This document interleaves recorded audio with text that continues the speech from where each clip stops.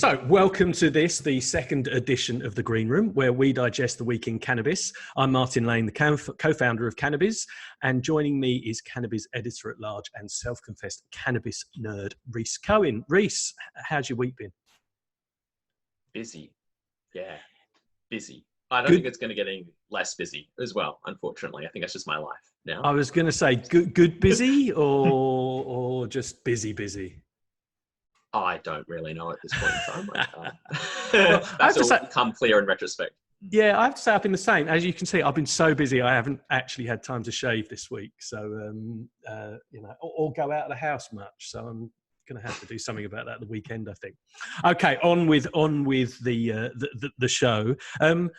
So one of the stories that kind of leapt out at me this week was this story about the New Zealand cannabis referendum and the fact that the leader of the No campaign, Family First, is sort of still claiming it had to beat the media odds to do so.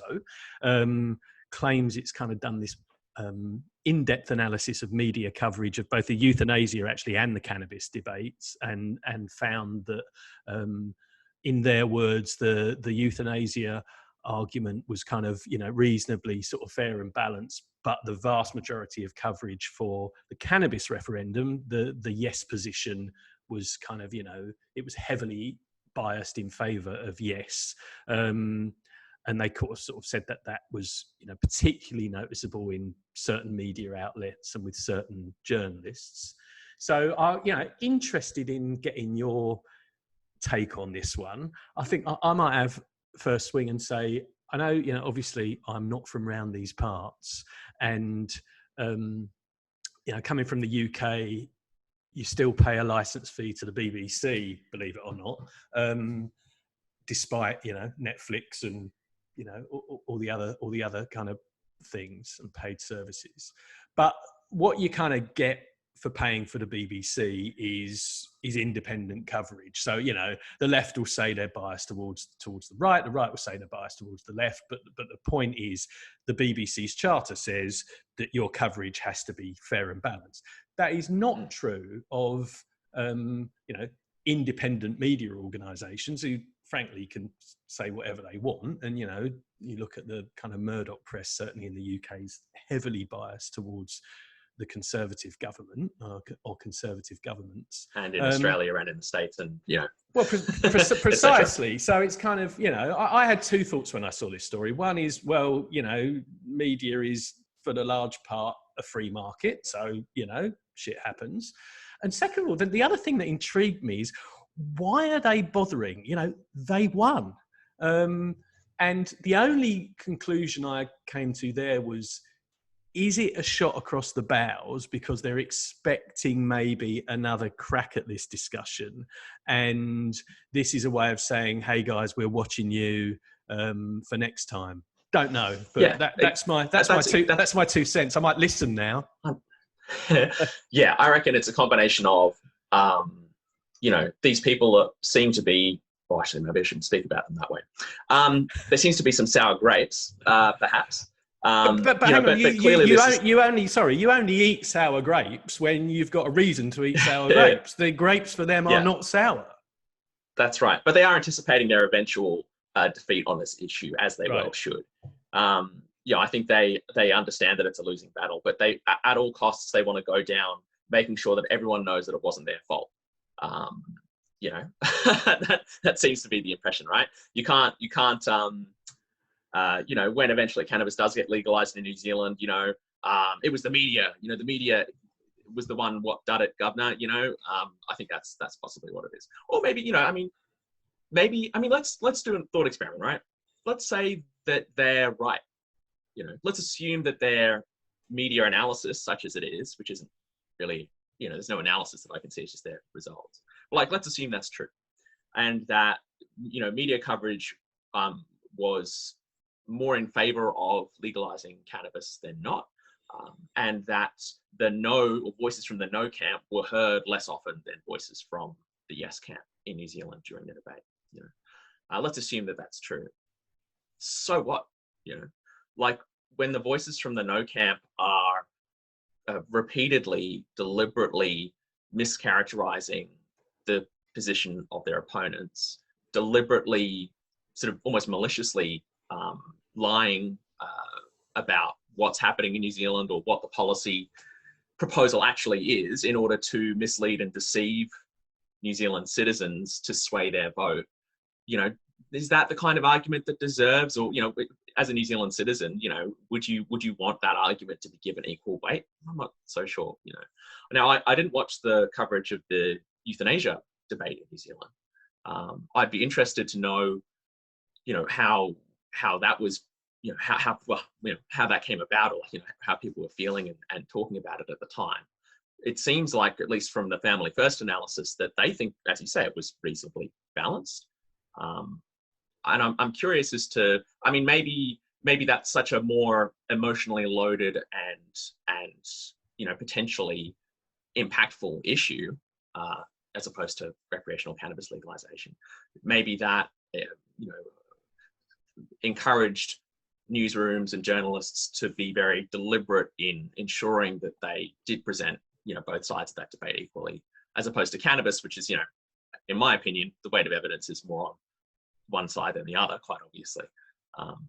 Perhaps that had something to do with it. I don't know. I think the other thing that occurred to me was, you know, really in this day and age, how impactful is kind of that, if you want to call it, the mainstream media in influencing people anyway? Because, you know, we know that social media is, you know, is arguably a far darker art these days and far more effective in spreading, you know, fake news and any message you want to get out there. So, you know, we know that they had support from the US in terms of the No campaign.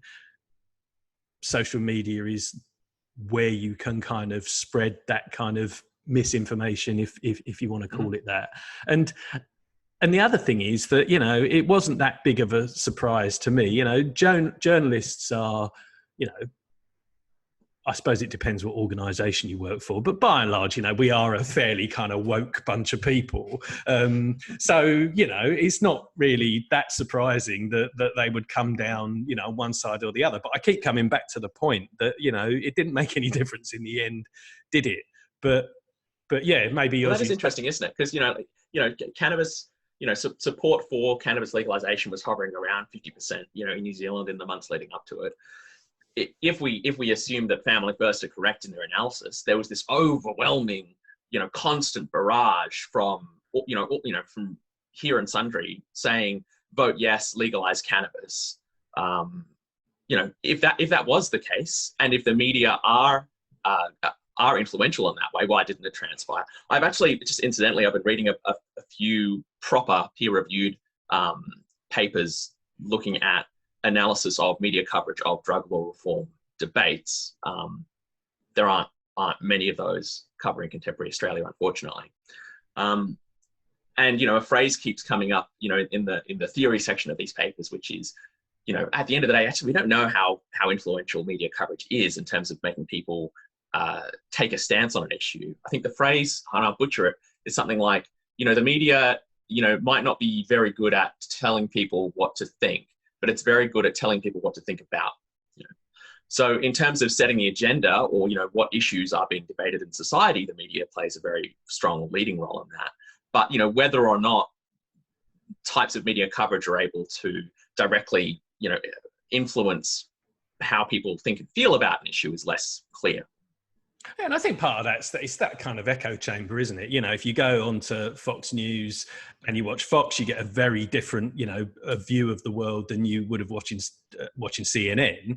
But you're naturally kind of going to go to one of those two services, and the one that you go to probably says a lot about what you think in the first place. I don't think many CNN viewers switch onto Fox News in order to have their minds changed. They switch onto Fox News in order to be appalled, and probably vice versa, to be fair. But yeah, anyway, look, interesting what you say about recreational, because you've been writing about that on Cannabis this week, and sort of looking at what impact that might have if recreational cannabis use was legalized in Australia, what impact that would have on patients. Now, I'm not going to just repeat what what you said in the story, because I'm sure you know, and any of our viewers can go and check it out if they so desire.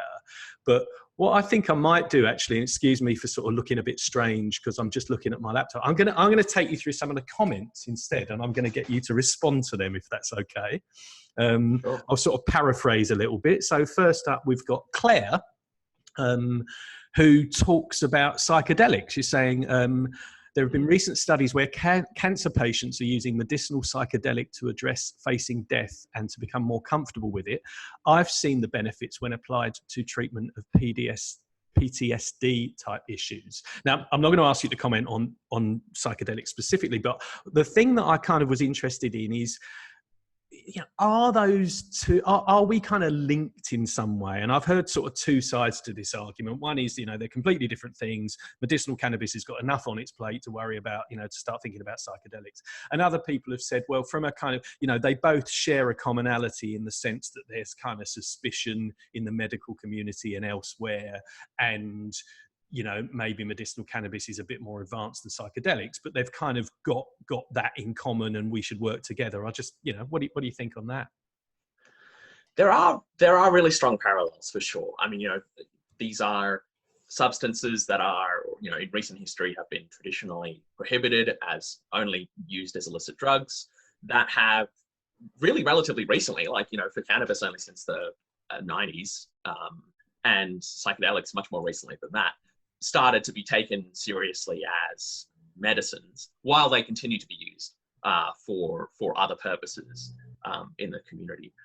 And everyone, you go on LinkedIn, which, by the way, I don't recommend. It's a bit of a cesspool, but everyone who says half the people who say they're in the cannabis industry now also say they're in the psychedelics industry, and I think that's partly because it's another new emerging frontier where no one actually knows enough about what they're talking about to know if anyone else is worth their salt or not.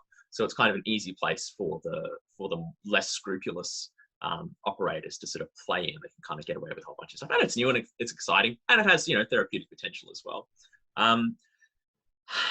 I think medicinal cannabis is very different politically and socially to psychedelics, because psychedelic use in the Australian community is low. I think it's 1.5% of Australians report using a psychedelic in the last 12 months. Don't quote me on that, but it's something like that. As opposed to 12% of Australians used cannabis in the last 12 months. So cannabis use tends to be representative of a broader demographic of people. Psychedelic use tends to be predominantly conducted by 20 to 30-year-olds, I believe more often males than females as well. I'm not sure. So there are some connections for sure, but some meaningful differences. And personally, I think from a commercial industry perspective, cannabis is much more viable for a whole number of reasons. Not just because so many more people use them at the moment, but also because it's a commodity that you require a meaningful amount of in order to consume. So cultivation, manufacture, extraction, those are all more valuable or potentially valuable parts of the supply chain for cannabis. Unlike psychedelics, where you could probably grow enough psilocybin to run 100 clinical trials in a shoebox under your bed. So okay, yeah, all right. It is an interesting space to watch. Interesting. We're gonna just move on. We've got John Leith. Hi, John. How are you? So John says, Reese, I learnt recently that some clinics sell the patient to a cannabis company. Have you ever heard of this? And is this even legal? And I'm just going to say, be very careful what you now say. I always worry about getting sued. Well, obviously, neither of us are lawyers, and nothing that we say is intended as legal advice. Absolutely, 100%. That's a given. So I can't comment on whether or not that practice is legal. I am aware of that practice, and I know of at least one company that's been engaging in that for some time, where the medical service will charge an acquisition fee that is payable by a product company. It's a contract between the product company and the clinic, right? And the product company says, we'll pay you $1,000 for every new patient that you prescribe our product to. So I don't know if that's legal. I have issues with that. I don't think it encourages best practice medical care, to say the least. But yeah, in answer to your question, John, that does happen. Okay, thank you. Yes, I know you will not give legal advice, but you would give ethics advice. I think it's probably the way I'd characterise it. Okay, we've got a very long comment here from Clifford, and I'm just going to paraphrase because he talks about some research that Dr. Tom O'Connell did on the life histories of 5,000 medical patients in California. Wondered why so many were claiming medical problems and wanted to see what the common denominators were. Found that while many of them had a verifiable medical complaint for which marijuana might work, lots of them had already been smoking before they came down with the complaint. And his point seems to be, let me just get to the nub of it. The only dividing line that makes sense is if you accepted the doobie passed to you at the concert, that's recreational. If you bought it for yourself, then you went to the trouble to seek it out, and that's medical. That's the only definition that matches our current rules with other anti-anxiety drugs. And he goes on to make the point that stoners don't like that because it implies they have anxiety problems, and prohibitionists don't like it because it means that anyone can be medical who wants to be. What do you think about that? I mean, that's one way to cut the cake, right? Do we define medical use by subjective experience of the patient? I experience my cannabis use as medical, therefore I'm a medical patient. And therefore it's not possible for anyone who's not me to determine whether my cannabis use is medical or not. Therefore, all cannabis use, the distinction between medical and non-medical cannabis use is spurious. That's one way you could look at things. And I have a lot of sympathy for that position, but it's not terribly helpful when it comes to, designing medical cannabis frameworks, right? Because although you could argue at a philosophical level that, me at a rave, taking a puff from a joint that someone passes me is as legitimately medical as someone with stage 4 bowel cancer being prescribed a medicinal cannabis product by their oncologist to help treat their nausea. I actually, you could argue that they're both equally medical or non-medical if you wanted to, but at the end of the day, how useful is that definition of a medical cannabis patient? Because the services that me at a rave smoking a joint require are very different to that of the patient that I just described. So yeah, we can go down so many rabbit holes about categorize. Is this medical? Is that not medical, or whatever? At the end of the day, I'm still of the opinion that. It's your subjective experience of medical use is an important determinant of whether your use is medical or not. But maybe it's not the only criteria that we should use to assess medicinal versus non-medicinal. Doesn't necessarily get us any further, does it? I guess is the point. Right. Yeah. Okay. So it's not a definition that allows us to make better choices about helping people. Okay, great. Thank you. I'm just going to, so Branko, legalizing recreational cannabis will be a huge benefit for the Australian people. Thank you, Branko. I don't think you're going to get any arguments there. We've got one here, actually, anonymous. Reese, I love the way you write. Are you single? That wasn't there. Come on. No, there's no way that would get past the cannabis comment moderator in a million years. But I noticed how you dodged. They've seen my headshot. That's on the article. That's just not. You dodged the question very well, and I might just go to one more actually. Hang on, just very quickly. I've clicked on the wrong link. Let me just find it. Here we go. Got another long comment from Dylan, which again I'm going to paraphrase, but basically what he seems to be saying is that growing your own is kind of the only pure way of doing it because it requires no solvents. And the real danger is that the public believe that the pharmaceutical companies know how to grow and use cannabis as a medicine. They may well do, but they certainly don't create medicines from cannabis. They only create controlled substances, aka drugs. It is up to the end user to use the substance as a medicine. It sounds like they are have a swing at that one. Making a distinction between what things only become medicines through the act of someone using it medicinally, and up until that point, it can be anything, including a drug. I mean, that's that's an interesting way to think about things, I suppose. I reckon drug companies, I reckon cannabis companies, some cannabis companies are really good at making drugs that have medicinal effects, which I would call medicines. And we should, it's standardizing those medicines in a way that produces a reliable, dependable effect for the patients quite challenging. So I'm increasingly in favor of legalizing personal cultivation for a whole number of reasons that I explained in the article. But I would not. And I've had this argument with so many people, the patient advocates online mostly. Home grow should not be. We should not have to legalize home grow because the medical framework is fundamentally broken.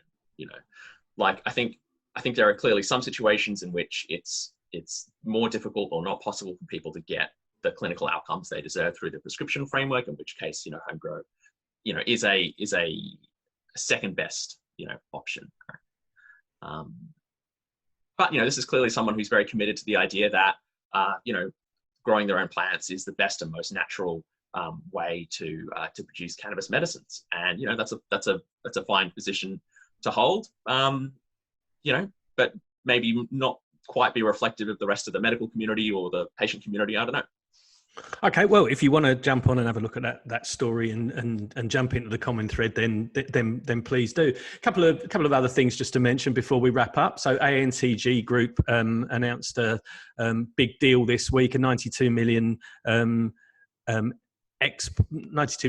export deal to Germany, which big ups to Matt Kentello and the team. Feels like, are they kind of potentially a sort of poster child for Australian medicinal cannabis at the moment, do you think?